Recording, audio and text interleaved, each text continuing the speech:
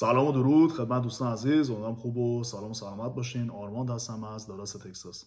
دوستان، یکی از بزرگترین هدفام از ساختن کلا یوتیوب و فضای مجازی این بوده که بتونم از تریبونم استفاده کنم، به دوستان زیادی کمک کنم.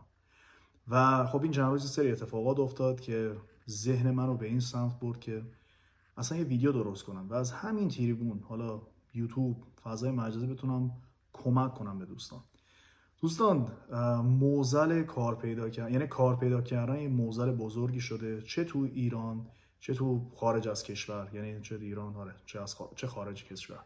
حالا تا اونجایی که من میتونم تو توانم هست اینجا، بالاخره یه کاری هست، یه سابکاری، یه کسی هم دنبال کار میگره، سعی میکنم معرفی کنم، آشنا کنم. بعد میگم شما به قول خودمون هر کسی سی خودش بره دیگه. حالا اون سابکار بعد در اومد یا این کسی که دنبال کار میگرد گردن من نندازه. من سعی کردم به یک کسی نون و نوایی برسونم، پس دیگه از چشم من اینا رو نبینید دیگه، خودتون با خودتون کنار بیاین.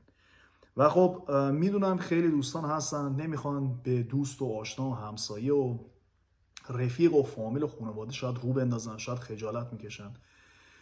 تصمیم گرفتم این ویدیو متفاوت رو درست کنم. این سبک ویدیو درست نکرده بودم، هی میگفتم آره خیلی دنبال کنن که زیاد بشه، نمیدونم 20000 تا 30000 تا، ولی امیدوارم این ویدیو بازدید اونقدری داشته باشه که دوستان بتونن از این ویدیو، از این تریبونی که خدا به من داده استفاده کنن و به هم دوستان بتونن آشنایی پیدا کنن.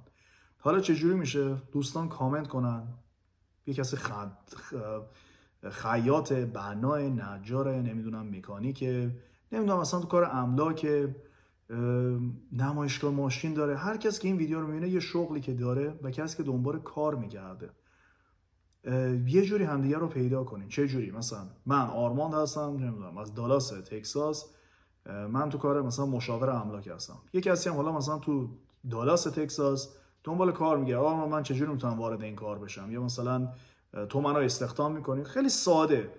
یا یه کسی مثلا مطب دکتر داره، یه کسی مکانیکه، من دنبال شاگرد مکانیکم، یکم بعد مثلا چه میدونم تو برلین آلمان هستم، هر جایی که هستین، تو کانادا هستم دنبال کار میگردم، کسی از کانادا هست، کجای کانادا هستین، اینجوری با هم آشنا کنیم. اومدم یه چیز حالا یکی میگه یعنی سایت دوستیابی پیدا کرده، میدونم تو فیسبوک اینجور چیزا هست، میدونم یه سری کانال‌های تلگرامی و واتساپی هست.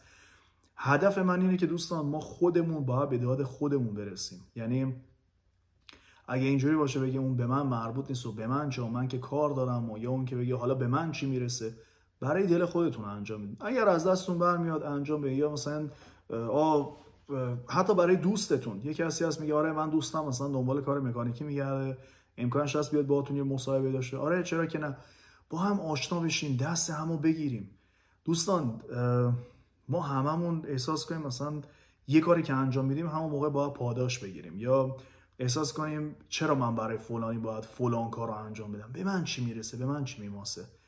دوستان کارا رو دلی انجام بدیم. میگم حالا ایران یه جوریم با هم دیگه، خارج از کشورم یه جوری دیگه. من اینجا ای ویدیومو دیده باشین بارها گفتم چوب این حرکت خودمو خوردم. هر کسی دستم اومده، حالا چه تو کالیفرنیا چه تو هر ایالتی تونستم دنبال کار گشته، مخصوصا برای آقایون، مردها میدونم سخت‌تره، شاید مثلا دارن یه خانواده رو نو میدن، حتی بانوان هم هستن که زحمت میکشن. مثلا میگیم پدر یه خانواده است، تنها کسی که میتونه مثلا درآمدزایی کنه اینا. حالا اشکال نداره اگرم به من مثلا بی‌مهری کردن، چیز حالگیری کردن، اشکال نداره. من هنوز این کار رو انجام میدم. این کار رو حالا از همین تریبونی که دارم، اگر واقعا تریبون بزرگتری داشتم طبیعتاً میتونست تاثیر بیشتری داشته باشه، ولی امیدوارم این خودش یه شروعی باشه، بتونیم یه جوری یعنی از تریبون من استفاده بشه. تو کامنت ها همو پیدا کنین. و میدونم چقدر دردآوره، درآمدزایی واقعا آسون نیست. میگم چه تو ایران چه خارج از ایران، یه جوری همدیگه رو پیدا کنیم، یه مقدار با هم مهربونتر باشیم، بهتر باشیم. حالا من خودم خرس مهربون نیستم، ولی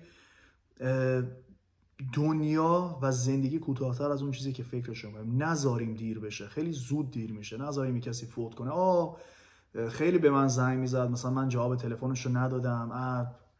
قبل از اینکه دیر بشه دست همدیگه رو بگیریم، فکر کنیم هممون مثل برادر خواهریم. میدونین یعنی اول سلامتی، و بعدم میبینین وقتی درآمد نداریم، وقتی نمیتونین همون مایحتاج و چیزای اولیه رو تهیه کنیم، چقدر به آدم فشار میاد. پس تا میتونین دل به دست بیارین. حالگیری کردن بارها گفتم خیلی کار راحتیه، ولی به هم حال بدیم، به هم حال برسونیم. حالا من که نه پول تبلیغ میگیرم نه چیزی، همین تریبون امیدوارم که واقعا کمک کنه. اینو دلی گفتم یه امتحانی بکنم ببینم این چه جوری میشه. امیدوارم که اونقدر بازدید بخوره که همدیگه رو بتونین پیدا کنین، دست به دست بشه، از کامنت ها متوجه بشین اصلا این سبک ویدیو چه جوری بوده. همش نیست که بیام اطلاعات نمیدونم مهاجرتی و اینجوری و اونجوری. این دفعه از این ویدیو استفاده کنین، همو پیدا کنین، به داد هم برسین، دست همدیگه رو بگیرین و قوی تر بشین. فقط با دست همدیگه گرفتن میتونیم قوی بشیم، میتونیم بزرگ بشیم، میتونیم رشد کنیم. این روزا میگذره ولی اون خوبیا هیچ وقت فراموش نمیشه. هر چقدرم که بگیم طرف نمیدونم خورد و رفت، نمک خورد و نمکتون شکست، اینجوری نمیشه. اون بالایی میبینه، حال دلتون رو خوب میکنه. امیدوارم این ویدیو واقعا کمکی بشه، یه شروعی بشه که این تریبون من تونسته باشه به شما دوستان عزیز چه در ایران چه خارج از ایران کمک کنه. ممنون، متشکرم. شب و روز خوبی داشته باشید. فعلا.